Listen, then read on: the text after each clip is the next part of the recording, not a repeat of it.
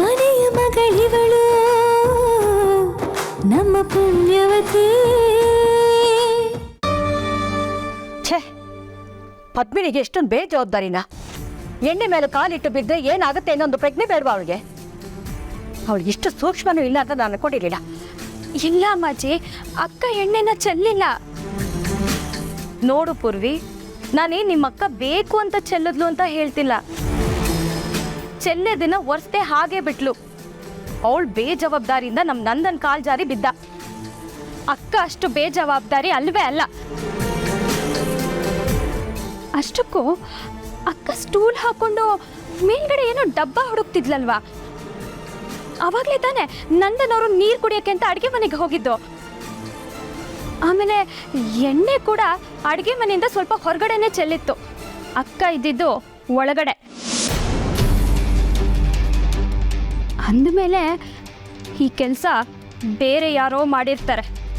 ಬೇರೆ ಯಾರು ಅಂದರೆ ಯಾರು? ನೀನಾ?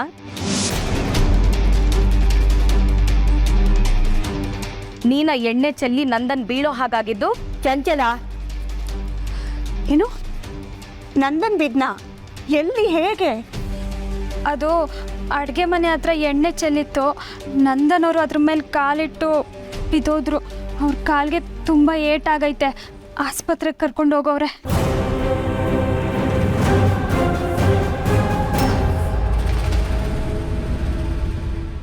ಅತ್ತೆ, ನನಗೊಂದು ಪ್ಲ್ಯಾನ್ ಹೊಳಿದಿದೆ. ನೀವು ನನ್ನ ಸಪೋರ್ಟ್ಗಿರಿ. ಮಿಕ್ಕಿರೋದನ್ನು ನಾನು ನೋಡ್ಕೋತೀನಿ. ಆದರೆ ನಂದನ್ಗೆ ಸ್ವಲ್ಪ ಅಪಾಯ ಆಗುತ್ತೆ.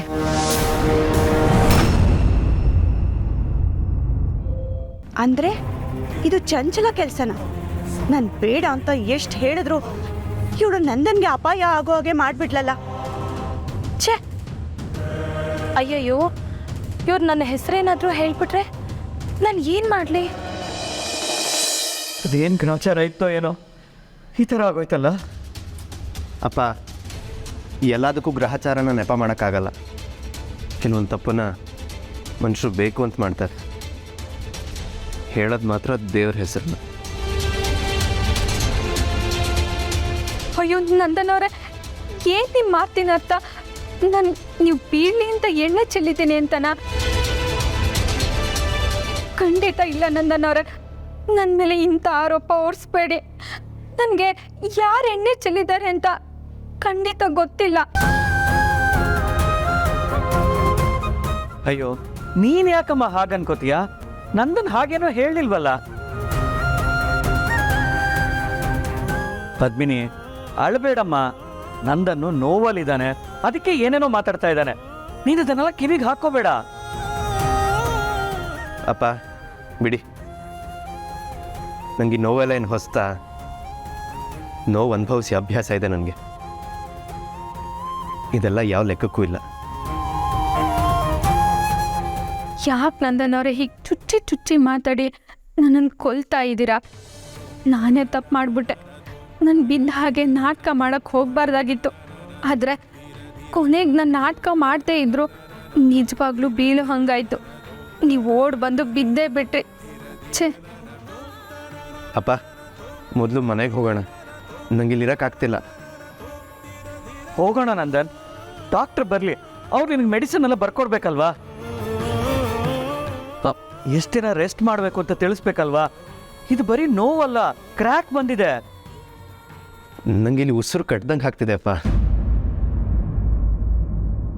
ಬನ್ನಿ, ನಾನು ಆಚೆ ಕರ್ಕೊಂಡು ಹೋಗ್ತೀನಿ. ಆಚೆ ಒಳ್ಳೆ ಗಾಳಿ ಬಿಡಿಸೈತೆ, ನಿಮ್ಗೆ ಆರಾಮಾಗುತ್ತೆ. ಏನೂ ಬೇಡ, ನೀನು ಆ ತೊಂದರೆನೇ ತಗೋಬೇಡ. ಅಪ್ಪ ಬನ್ನಿ ಹೋಗೋಣ. ಛೇ, ನಂದನ್ ಅವ್ರ ಕೋಪನ ಕಮ್ಮಿ ಮಾಡೋಣ ಅಂತ ಹೋಗಿ ಮತ್ತಷ್ಟು ಹೆಚ್ಚಾಯ್ತಲ್ಲ. ಈ ಎಣ್ಣೆ ಚೆಲ್ದವ್ರು ಯಾರು? ನಾನು ಅಡುಗೆ ಮನೆಗೆ ಹೋಗುವಾಗ ಎಣ್ಣೆ ಬಿದ್ದಿರಲಿಲ್ಲ ಅಲ್ವಾ? ಎಂಥ ಕೆಲಸ ಮಾಡಿಬಿಟ್ಟೆ ಚಂಚಲ ನೀನು. ಆಗಲೇ ನಾನು ನಿಂಗೆ ಹೇಳಿಲ್ವಾ ನಂದನ್ಗೇನೂ ಆಗಬಾರ್ದು ಅಂತ? ಆದರೂ ಇಂಥ ಕೆಲಸ ಮಾಡಿದ್ಯಲ್ಲ ನೀನು. ಸುಮ್ಮನಿರಿ ಅತ್ತೆ. ನಂದನ್ಗೇನೋ ದೊಡ್ಡದಾಗಿ ಏಟಾಗಿರೋ ಥರ ಡ್ರಾಮಾ ಮಾಡಬೇಡಿ. ಜಸ್ಟ್ ಕೈಗೊಂಚೂರು ಕಾಲ್ಗೊಂಚೂರು ಏಟಾಗಿದೆ ಅಷ್ಟೇ. ಚಿಲ್. ಸಾಕು, ಸುಮ್ಮನೆ ಇರು. ಚೂರು ನೋವಾಗಿದೆಯೋ ಅಥವಾ ಮುರ್ದೆ ಹೋಗಿದೆಯೋ ಅನ್ನೋದು ಡಾಕ್ಟರ್ ಹತ್ರ ಹೋಗಿದ್ರಲ್ಲ ಅವ್ರ ಮನೆಗೆ ವಾಪಸ್ ಬಂದ್ಮೇಲೆ ಗೊತ್ತಾಗುತ್ತೆ. ಅಲ್ಲ, ನಂದನ್ ನಿನ್ಗೇನು ಮಾಡಿದ್ದಾನೆ? ಪದ್ಮಿನಿ ಮೇಲಿರೋ ಕೋಪಕ್ಕೆ ನಂದನಿಗೆ ಶಿಕ್ಷೆ ಕೊಟ್ಬಿಟ್ಟಿಲ್ಲ ನೀನು. ಅತ್ತೆ, ತುಂಬ ಎಮೋಷ್ನಲ್ ಆಗಕ್ಕೆ ಹೋಗಬೇಡಿ. ಜಸ್ಟ್ ಪ್ರಾಕ್ಟಿಕಲಾಗಿ ಥಿಂಕ್ ಮಾಡಿ. ನಮಗೇನು ಪದ್ಮಿನಿ ಅಪರಾಧಿ ಆಗಬೇಕಾಗಿತ್ತು ತಾನೆ. ಸೊ ನಂದನ್ಗೆ ಏನಾದರೂ ಅಪಾಯ ಮಾಡೋದು ಅನಿವಾರ್ಯ ಆಗಿತ್ತು. ಸೊ ಮಾಡಿದೆ ಅಷ್ಟೇ. ನೋಡು, ಮಾಡೋದೆಲ್ಲ ಮಾಡಿ ಮೊಂಡವಾದ ಮಾಡಬೇಡ ನೀನು. ನಾನು ಬರ್ತಾ ಇರೋ ಕೋಪಕ್ಕೆ ಅಮ್ಮಾಜಿ ಹತ್ರ ಹೋಗಿ ಎಣ್ಣೆ ಚೆಲ್ಲಿದ್ ನೀನೆ ಅಂತ ಹೋಗಿ ಹೇಳ್ಬಿಡ್ತೀನಿ. ಅಯ್ಯೋ ಪ್ಲೀಸ್ ಅತ್ತೆ, ಆ ರೀತಿಯೆಲ್ಲ ಮಾಡಕ್ಕೆ ಹೋಗಬೇಡಿ. ನಾನೇನು ಇದನ್ನೆಲ್ಲ ನನ್ನ ಖುಷಿಗೆ ಮಾಡ್ತೀನಾ? ನಿಮಗೂ ಆ ಪದ್ಮಿನಿ ಅಂದರೆ ಇಷ್ಟ ಇಲ್ಲ ತಾನೆ? ಮೊದಲೇ ಈ ಮನೇಲಿ ನನ್ನನ್ನು ನಿಮ್ಮನ್ನು ಲೆಕ್ಕಕ್ಕೆ ಇಟ್ಕೊಂಡಿಲ್ಲ. ಆ ಪದ್ಮಿನಿ ಬಂದಮೇಲಂತೂ ನಮ್ಮ ಮುಂಚೆ ಕೊಡ್ತಾ ಇದ್ದಿದ್ದ ಮರ್ಯಾದೆನೂ ಇಲ್ದಂಗಾಗಿದೆ. ನಾನು ಆ ಪದ್ಮಿನಿನ ಸೈಡ್ ಲೈನ್ ಮಾಡಬೇಕು ಅಂತ ಒದ್ದಾಡ್ತಿದ್ದೀನಿ. ನೀವು ನೋಡಿದ್ರೆ ಇದನ್ನೆಲ್ಲ ಅಮ್ಮಾಜಿಗೆ ಹೇಳ್ತೀನಿ ಅಂತ ಹೇಳ್ತಿದ್ದೀರಲ್ಲ. ನೀನು ಮಾಡಿರೋ ಕೆಲಸನೇ ಅಂತದ್ ಕಡೆ. ಅಲ್ಲ, ಇವತ್ತು ಪದ್ಮಿನಿನ ಕೆಟ್ಟವಳನ್ನಾಗಿ ಮಾಡೋದಕ್ಕೆ ನಂದನ್ನ ಬೀಳಿಸ್ದೆ. ನಾಳೆ ನೀನು ಒಳ್ಳೆಯವಳಾಗೋದಕ್ಕೆ ನನಗೇನು ಮಾಡಲ್ಲ ಅನ್ನೋದಕ್ಕೆ ಏನು ಗ್ಯಾರಂಟಿ? ಇನ್ನು ನೀನು ನಂಬೋದ್ರಲ್ಲಿ ಅರ್ಥನೇ ಇಲ್ಲ. ಚಂಚಲ, ಹೆಸ್ರಿಗೆ ತಕ್ಕ ಹಾಗೆ ಇದೆಯಾ? ನಿನ್ನ ಮನಸ್ಸಲ್ಲಿ ಯಾವಾಗ ಏನು ಓಡುತ್ತೋ ಏನೋ, ಆ ದೇವರೇ ಬಲ್ಲ. ಸರಿ, ಈಗೇನು? ನಾನೇ ಎಣ್ಣೆ ಚೆಲ್ಲಿದ್ದು ಅಂತ ಅಮ್ಮಾಜಿ ಹತ್ರ ಹೇಳ್ತೀರಾ? ಸರ್, ಹೇಳೋದಿದ್ರೆ ಹೇಳಿ, ನಾನಂತೂ ಸುಮ್ಮನೆ ಇರಲ್ಲ. ನಾನು ಎಲ್ಲ ವಿಷಯನೂ ಅಮ್ಮಾಜಿಗೆ ಹೇಳ್ತೀನಿ. ನೀವು ನನ್ನ ಜೊತೆ ಎಲ್ಲ ವಿಷಯದಲ್ಲೂ ಕೈ ಜೋಡಿಸಿದ್ದು, ಮೊನ್ನೆ ವಾಷಿಂಗ್ ಮಿಷಿನ್ ತಂದಿದ್ದು, ಪದ್ಮಿನಿ ಕೈಲಿ ಬಟ್ಟೆ ಹೋಗಿಸಿದ್ದು, ಒಂದೊಂದಾಗಿ ಎಲ್ಲ ಹೇಳ್ತೀನಿ. ಹೇ, ಈಗ ಅದೆಲ್ಲ ಯಾಕೆ ಬಿಡು. ಸರಿ, ನಾನು ಯಾರ ಹತ್ರನೂ ಹೇಳಲ್ಲ. ಪಾಪ ನಂದನ್, ಅವನಿಗೇನು ಹೆಚ್ಚು ಪೆಟ್ಟಾಗದೇ ಇದ್ರೆ ಅಷ್ಟೇ ಸಾಕು. ದ್ಯಾಟ್ಸ್ ಲೈಕ್ ಮೈ ಗುಡ್ ಅತ್ತೆ. ನಮ್ಗೆ ಇನ್ನೊಂದು ಹೆಲ್ಪ್ ಮಾಡ್ತೀರಾ? ನಂದನ್ ಮನೆಗೆ ಬಂದಮೇಲೆ ಮತ್ತೆ ಯಾರು ಎಣ್ಣೆ ಚೆಲ್ಲಿದ್ದು ಅನ್ನೋದ್ರ ಬಗ್ಗೆ ಡಿಸ್ಕಷನ್ ಆಗುತ್ತೆ. ಅವಾಗ ನೀವು ನನ್ನ ಜೊತೆ ಸೇರಿಕೊಂಡು ಪದ್ಮಿನಿನೇ ಚೆಲ್ಲಿದ್ದು ಅಂತ ಹೇಳಿದ್ರೆ ಆಯಿತು. ನೋಡಿ, ಇನ್ನೊಂದು ವಾರ ನೀವು ಓಡಾಡೋ ಹಾಗಿಲ್ಲ, ಕಂಪ್ಲೀಟ್ ರೆಸ್ಟು. ಇನ್ನೊಂದು ವಾರ ಆದಮೇಲೆ ಬೇಕಾದ್ರೆ ಯಾರನ್ನ ಸಹಾಯ ತೊಗೊಂಡು ಓಡಾಡೋದಕ್ಕೆ ಪ್ರಾರಂಭ ಮಾಡ್ಬೋದು. ಕೈಯೂ ಅದೇ ಥರನೇ. ಇನ್ನೊಂದು ವಾರ ಆರಾಮ್ ಪೋಚ್ ಹಾಕೊಂಡಿರಿ. ಇನ್ನೊಂದು ವಾರ ಆದಮೇಲೆ ಬನ್ನಿ, ಎಕ್ಸ್ರೇ ಮಾಡೋಣ. ಸರಿ ಡಾಕ್ಟರ್, ಕೆಲವು ಕ್ಯಾಲ್ಸಿಯಂ ಟ್ಯಾಬ್ಲೆಟ್ಸ್ನ ಬರ್ಕೊಟ್ಟಿದ್ದೀನಿ, ಅದು ಮಿಸ್ ಮಾಡ್ದಂಗೆ ತೊಗೊಳ್ಳಿ. ತುಂಬ ಪೇಯ್ನ್ ಆದರೆ ಕ್ರೀಮ್ ಬರ್ಕೊಟ್ಟಿದ್ದೀನಿ, ಹಚ್ಕೊಳ್ಳಿ. ಕೈಗಾಗಲಿ ಕಾಲ್ಗಾಗಲಿ ಮಸಾಜ್ ಮಾಡ್ಕೊಳಕ್ಕೆ ಹೋಗಬೇಡಿ. Okay okay doctor. ಓಕೆ, ಅಲ್ಲಿ ಯಾಕಿದ್ರಾ? ಬನ್ನಿ. ನೀವೇ ತಾನೇ ಅವ್ರ ಹೆಂಡತಿ?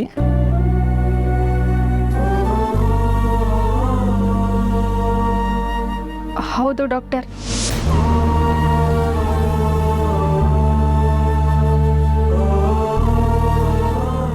ನೀವು ಅವ್ರ ಜೊತೆಲೇ ಇದ್ದು ಒಂದು ವಾರ ಕೇರ್ಫುಲ್ಲಾಗಿ ನೋಡ್ಕೊಳ್ಳೋ ಜವಾಬ್ದಾರಿ ನಿಮ್ಮದು. ಓಕೆ, ನೀವು ಅವ್ರ ಜೊತೆಲೇ ಇರ್ತೀರಾ ಅಂದರೆ ಒಂದು ವಾರ ಆದಮೇಲೆ ವೀಲ್ ಚೇರ್ ಬೇಕಾಗಲ್ಲ, ಸ್ಟಿಕ್ಕು ಬೇಕಾಗಲ್ಲ. ಡಾಕ್ಟರ್, ನನ್ನ ಸೊಸೆ ನನ್ನ ಮಗನ್ನ ತುಂಬ ಚೆನ್ನಾಗಿ ನೋಡ್ಕೋತಾಳೆ. ಎಸ್, ನಿಮ್ಮ ಸೊಸೆ ನಿಮ್ಮ ಮಗನ ಎಷ್ಟು ಪ್ರೀತಿ ಮಾಡ್ತಾರೆ ಅಂತ ನಂಗೆ ಆಗಲೇ ಗೊತ್ತಾಯ್ತು. ಚಿಕ್ಕ ಕ್ರ್ಯಾಕ್ ಬಂದೆ ಅಂದ ತಕ್ಷಣ ಅಳಕ್ಕೆ ಶುರು ಮಾಡ್ಬಿಟ್ರಲ್ಲ.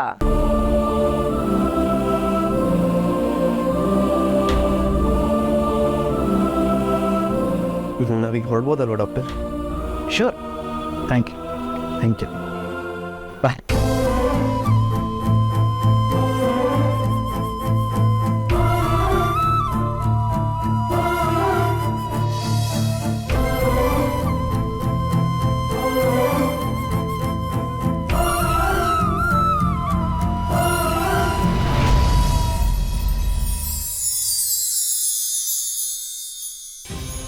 ಎಂಥ ಕೆಲಸ ಆಗೋಯ್ತು ದೇವ್ರೆ. ಅಕ್ಕ ಮತ್ತು ನಂದನವರು ಹತ್ರ ಆಗಬೇಕು, ಅವರಿಬ್ಬರ ಮಧ್ಯೆ ಇತ್ತು ಕೋಪ ತಾಪ ಎಲ್ಲ ಹೊಂಟೋಗ್ಬೇಕು ಅಂತ ಅಕ್ಕನಿಗೆ ಐಡಿಯಾ ಕೊಟ್ಟವಳೆ ನಾನು. ನನ್ನ ಉದ್ದೇಶ ಅವರಿಬ್ಬರನ್ನ ಒಂದು ಮಾಡೋದಾಗಿತ್ತು. ಆದರೆ ಏನೇನೋ ಆಗೋಗಿ ನಂದನವ್ರಿಗೆ ಏಟಾಗೋಂಗಾಗೋಯ್ತಲ್ಲ. ಅದು ಯಾರು ಎಣ್ಣೆ ಚೆಲ್ಲಿದ್ರೋ ಏನೋ, ಆದರೆ ಈಗ ಅದು ಅಕ್ಕನ ತಲೆ ಮ್ಯಾಕೆ ಬತ್ತೈತೆ. ಹಂಗೇನಾದರೂ ಆಗ್ಬಿಟ್ರೆ ಈಗ ನಂದನವ್ರಿಗೆ ಮಾತ್ರ ಅಕ್ಕನ ಮ್ಯಾಕೆ ಬೇಸರ ಐತೆ. ಆಮೇಲೆ ಮನೆಯವರೆಲ್ಲ ಅವಳನ್ನ ತಪ್ಪು ತಿಳ್ಕೊಂಡು ಅವಳ ಮೇಲೆ ಬೇಸರ ಮಾಡ್ಕೊಂಡ್ಬಿಡ್ತಾರಲ್ಲ. ಇಲ್ಲ ಇಲ್ಲ, ಯಾವುದೇ ಕಾರಣಕ್ಕೂ ಹಂಗಾಗಬಾರ್ದು. ನಂದನವ್ರಿಗೆ ಏನು ಆಗದೆ ಇರಲಿದ್ದೆ ಅವರೇ ಅಕ್ಕನ ಮ್ಯಾಕೆ ಯಾವ ಆಪಾದನೆನೂ ಬರದೇ ಇರಲಿ. ಅವಳನ್ನ ನೀನೇ ಕಾಪಾಡಬೇಕು, ಅವಳ ಸಂಸಾರನ ನೀನೇ ಸರಿ ಮಾಡಬೇಕು.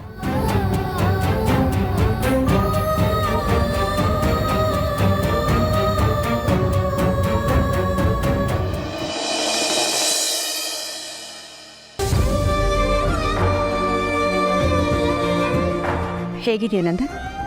ಆರಾಮಾಗಿದ್ದೀನಿ ಅಜ್ಜಿ. ನೀನು ಯಾಕೆ ಇಷ್ಟು ಟೆನ್ಷನ್ ಆಗಿದೆಯಾ? ನರೇಂದ್ರ ನಿನ್ನ ಹೆಸರಲ್ಲಿ ಪೂಜೆ ಮಾಡ್ತಿದ್ದಾನೆ, ನೀನು ಹುಷಾರಾಗ್ತೀಯಾ, ಸರಿನಾ? ಅಜ್ಜಿ, ನಾನು ಈಗಲೂ ಹುಷಾರಾಗೇ ಇದ್ದೀನಿ. ಕಾಲು ಅಷ್ಟು ನೋವಿಲ್ಲ ಈಗ. ನೀನು ಟೆನ್ಷನ್ ಮಾಡ್ಕೋಬೇಡ, ಸರಿನಾ? ಮಾತ್ರೆ ಎಲ್ಲ ಕೊಟ್ಟೇನಪ್ಪ? ಈಗ ತಾನೇ ಬ್ರಷ್ ಮಾಡ್ದೆ ಅಮ್ಮಾಜಿ. ಪದ್ಮಿನಿ, ತಿಂಡಿ ರೆಡಿ ಇದ್ರೆ ತಂದ್ಕೊಡಮ್ಮ. ನೀನೇ ಆಮೇಲೆ ತಿನ್ನಿಸಿ ಮಾತ್ರೆ ಕೊಡಬೇಕು, ಓಕೆನಾ? ನಂದನ್, ತಣ್ಣೀರಾದರೂ ತಣಿಸ್ಕುಡಿಬೇಕು ಅಂತ ಹೇಳ್ತಾರೆ. ಅಂದರೆ ಪ್ರತಿ ಹೆಜ್ಜೆ ಇಡೋವಾಗಲೂ ಎಚ್ಚರಿಕೆಯಿಂದ ಹೆಜ್ಜೆ ಇಡಬೇಕು ಅಂತ. ನೀನು ಯಾಕೆ ಅವಸರಪಟ್ಟೆ? ನಿಧಾನಕ್ಕೆ ನಡೆದಾಡೋದಲ್ವಾ ಕಂದ? ಎಣ್ಣೆ ಚೆಲ್ಲಿತ್ತಲ್ಲ ಅಜ್ಜಿ, ಜಾರೇ ಬಿಟ್ಟೆ.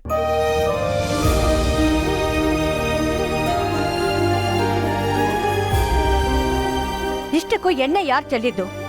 ನಿನ್ನೆಯಿಂದ ನನಗೆ ಈ ಪ್ರಶ್ನೆಗೆ ಉತ್ತರನೇ ಸಿಗ್ತಾ ಇಲ್ಲ.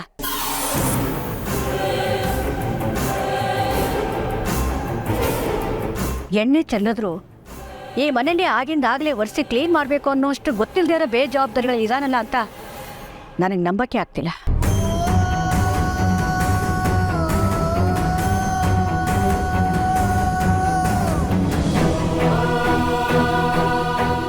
ಅತ್ತೆ, ಈಗ ಅಮ್ಮಾಜಿ ಕೈಲಿ ಪದ್ಮಿನಿ ಹೇಗೆ ಬಯಸ್ಕೊತಾಳೆ ಅಂತ ನೋಡ್ತಾರೆ.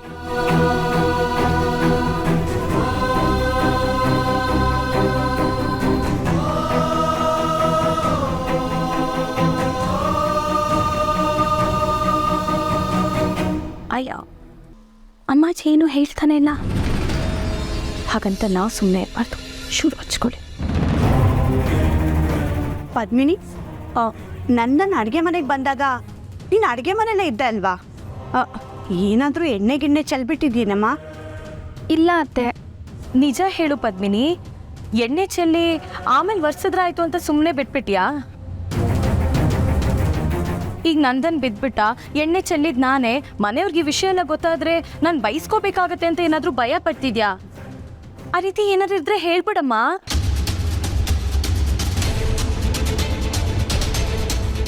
ಚಂಚಲ, ಪದ್ಮಿನಿ ಯಾಕಂತ ಕೆಲಸ ಮಾಡ್ತಾಳೆ?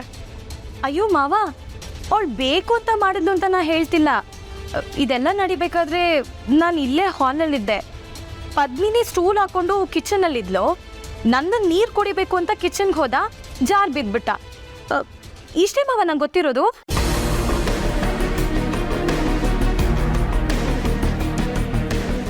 ಇವ್ರು ಯಾಕೆ ಇದನ್ನ ಅಕ್ಕದ ತಲೆ ಕಟ್ಟಕ್ಕೆ ನೋಡ್ತಿದ್ದಾರೆ? ನನ್ನ ಸ್ಟೂಲ್ ಮೇಲೆ ನಿಂತಿದ್ದೆ ನಿಜ, ಆದರೆ ನಾನು ಎಣ್ಣೆ ಚೆಲ್ಲಿಲ್ಲ. ನನ್ನ ಸ್ಟೂಲಿಂದ ಬೀಳೋ ಹಂಗಾಯ್ತು. ಅದನ್ನು ನೋಡಿ ನಂದನ್ನವರು ಕಾಪಾಡಕ್ಕೆ ಬರುವಾಗ ಎಣ್ಣೆ ಮೇಲೆ ಕಾಲಿಟ್ಟು ಬಿದ್ದರು. ನನಗೂ ಅಷ್ಟೇ ಗೊತ್ತಿರೋದು ಅಕ್ಕ.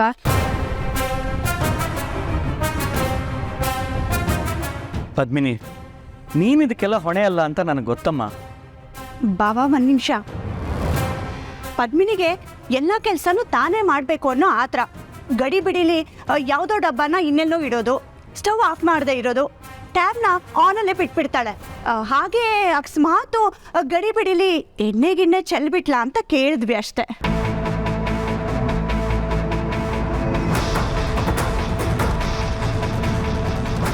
ನೋಡಮ್ಮ ಪದ್ಮಿನಿ, ಕೆಲ್ಸದ ಗಡಿ ಬಿಡಿಲಿ ಏನೋ ಎಡ್ವಟ್ ಮಾಡಿಕೊಂಡು ಇನ್ನೊಬ್ರಿಗೆ ತೊಂದರೆ ಕೊಡೋದು ತುಂಬ ತಪ್ಪು. ಇನ್ಮುಂದೆ ಆದರೂ ಸ್ವಲ್ಪ ನೋಡ್ಕೊಂಡು ಕೆಲಸ ಮಾಡು. ಈಗ ನೋಡು, ನಂದನ್ಗೆ ಮೀಟಿಂಗ್ ಇತ್ತು, ಅವ್ನು ಹೋಗೋಕ್ಕೆ ಆಗಲ್ಲ. ಚಂಚಲ, ಮೀಟಿಂಗ್ ಎಲ್ಲ ಬಿಡು. ಪಾಪ ನಂದನ್ ಇದನ್ನೆಲ್ಲ ಅನುಭವಿಸ್ಬೇಕಲ್ಲ, ಇದಕ್ಕೆ ಯಾರು ಹೊಣೆ?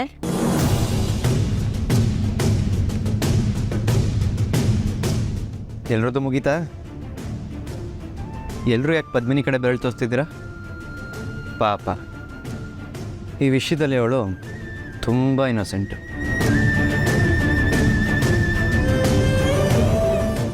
ಅವಳಿಗೆ ಹೀಗಾಗತ್ತೆ ಅಂತ ಗೊತ್ತೇ ಇರಲಿಲ್ಲ. ಅವಳಿಗೆ ಬೈಬೇಡಿ, ಸರಿಯಾಗಿ ನೋಡದೆ ನಡೆದಿದ್ದು ನನ್ನ ತಪ್ಪು ಹೆಜ್ಜೆ ಇಟ್ಟವನು ನಾನು. ಆ ದಾರಿಲಿ ನಡೆಯೋಕ್ಕೆ ಮುಂಚೆ ಯೋಚನೆ ಮಾಡಬೇಕಾಗಿತ್ತು.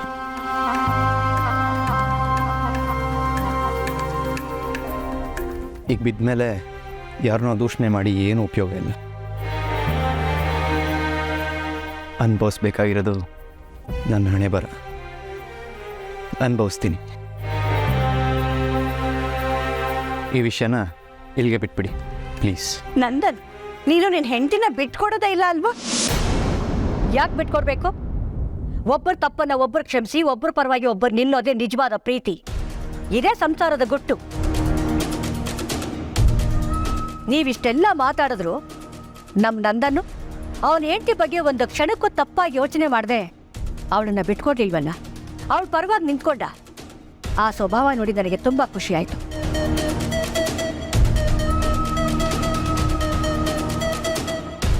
ಇನ್ನು ಪದ್ಮಿನಿ ಈ ತಪ್ಪನ್ನು ಮಾಡೋದಕ್ಕೆ ಸಾಧ್ಯನೇ ಇಲ್ಲ. ಯಾಕೆಂದರೆ ಅವಳ ಪ್ರಾಮಾಣಿಕತೆ ಬಗ್ಗೆ ನನಗೆ ತುಂಬ ವಿಶ್ವಾಸ ಇದೆ.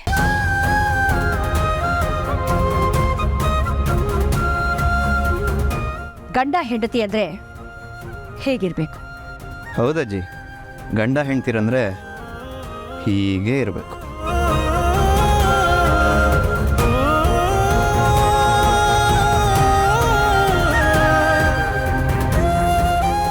ಪದ್ಮಿನಿ, ಆಗಿದ್ದೆಲ್ಲ ಆಗೋಯ್ತು. ಇನ್ನು ಮುಂದೆ ನಂದನ್ ಊಟ ತಿಂಡಿ, ಅವನ ವಾಕಿಂಗು, ಸ್ನಾನ, ಅವನ ಟ್ಯಾಬ್ಲೆಟು ಇದೆಲ್ಲವೂ ನೀನು ಜವಾಬ್ದಾರಿ ತಗೊಂಡು ಮೊದಲನೇ ಹಾಗೆ ಇನ್ನೊಂದು ವಾರದಲ್ಲಿ ರೆಡಿ ಆಗಬೇಕು. ಅವನು ನಂದನ್ನವ್ರೆ, ನೀವು ಇಲ್ಲೇ ಇರಿ, ನಾನು ಹೋಗಿ ತಿಂಡಿ ತೊಗೊಂಬರ್ತೀನಿ. ನಂಗೆ ಬೇಡ. ಅಯ್ಯೋ, ನೀವು ಒಂದೇ ಒಂದು ತುತ್ತು ತಿಂದಿರೋದಷ್ಟೇ, ಈಗ ಮಾತ್ರ ಎಲ್ಲ ತಗೋಬೇಕು. ಹಿಂಗೆ ಹೇಳಿದ್ರೆ ಹೆಂಗೆ ನಂದನ್ನವ್ರೆ? ನಾನು ತಗೋಬರ್ತೀನಿ. ನೋಡು, ನೀನು ನನ್ನ ಯಾವ ಕೆಲಸನೂ ಮಾಡ್ಕೊಡೋದು ಬೇಕಾಗಿಲ್ಲ. ಅಜ್ಜಿ ಹೇಳಿದಾಗ ಇಲ್ಲ ಅನ್ನೋಕ್ಕಾಗಲಿಲ್ಲ ನನಗೆ. ಹಾಗಂತ ನಿನ್ನ ಕೆಲವೆಲ್ಲ ಕೆಲಸ ಮಾಡಿಸ್ಕೊಳ್ತೀನಿ ಅಂತಲ್ಲ. ನೋಡಿ, ನಿಮ್ಗೆ ಈ ಥರ ಆಗೋಕ್ಕೆ ಒಂದು ಅರ್ಥದಲ್ಲಿ ನಾನೇ ಕಾರಣ. ನನ್ನ ಕಾಪಾಡೋಕ್ಕೆ ಹೋಗಿ ಅಲ್ವಾ ನೀವು ಬಿದ್ದಿದ್ದು. ಅದಕ್ಕೆ ನೀವು ಹುಷಾರಾಗೋವರೆಗೂ ನಿಮ್ಮ ಸೇವೆ ಮಾಡೋಕ್ಕೆ ಬಿಡಿ ಪ್ಲೀಸ್. ನಿನಗೆ ಸಹಾಯ ಮಾಡೋಕ್ಕೋಗಿ ನಾನು ತೊಂದರೆಯಲ್ಲಿ ಸಿಕ್ಕಾಕೊಂಡಿರೋದು ಇದೇ ಮೊದಲನೇ ಸಲ ಅಲ್ವಲ್ಲ. ಬಿಡು. ನಿಮ್ಮ ಮನಸ್ಸಿಗೆ ಖುಷಿ ಆಗುತ್ತೆ ಅನ್ನೋದಾದರೆ ನನಗೆ ಎಷ್ಟು ಬೇಕಾದರೂ ಚುಚ್ಚು ಮಾತಾಡಿ, ನಾನು ಸಹಿಸ್ಕೋತೀನಿ. ಆದರೆ ನಿಮಗೆ ಸಹಾಯ ಮಾಡೋಕ್ಕೆ ನನಗೆ ಅವಕಾಶ ಮಾಡಿಕೊಡಿ ನಂದನವರೇ. ಈ ರೀತಿಲಾದರೂ ನಿಮಗೆ ನೆರವಾಗಿ ನನ್ನ ಮನಸ್ಸು ಹಗುರ ಆಗ್ತೈತೆ. ಓಹೋ, ಹಾಗ ಅಂದರೆ ನೀನು ಮಾತ್ರ ಗಿಲ್ಟಿಂದ ಆಚೆ ಬಂದು ಆರಾಮಾಗಿರಬೇಕು ಅಲ್ವಾ? ನಾನೇನು ಮಾಡಬೇಕು?